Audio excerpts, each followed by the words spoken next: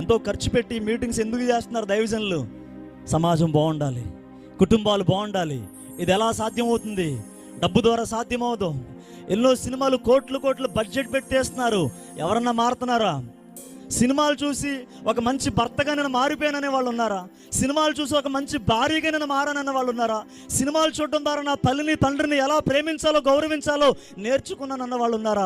కానీ దేవుని మందిరానికి వచ్చి, దేవుని సన్నిధికి వచ్చి, వాక్యాన్ని వినడానికి వచ్చి, ఇదిగో వాక్యం వినడం ద్వారా, దేవునికి నా జీవితాన్ని అప్పగించడం ద్వారా నా జీవితంలో మార్పులు వచ్చాయి. నేను ఒక మంచి భర్తగా మారిపోయాను, ఒక మంచి భార్యగా మారిపోయాను, మంచి తల్లిగా తండ్రిగా మారిపోయాను, నా కుటుంబానికి ఒక దీవెనగా మారిపోయానని ఎంతో మంది సాక్ష్యం చెప్తున్నారు. ప్రియులారా, నక్సలైట్లు మారుతున్నారు వాళ్ళు సువార్తను నమ్ముకుని.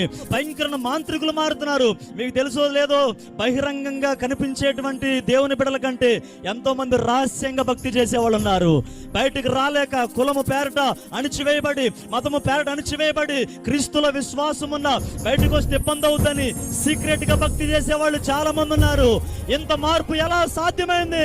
ఇది డబ్బు ద్వారా కాదు, బంగారం ద్వారా కాదు, ఇది యేసే సిలువలో కార్చిన రక్తము ద్వారా, ఆయన ఇచ్చిన సువార్త ద్వారా. ఆయన రక్తములో శక్తి ఉన్నది, ఆయన సువార్తలో శక్తి ఉన్నది, ఆయన వాక్యములో శక్తి ఉన్నది. ఈ శక్తి అనేక మందిని ఒక నూతనమైన వ్యక్తులుగా మారుస్తుంది.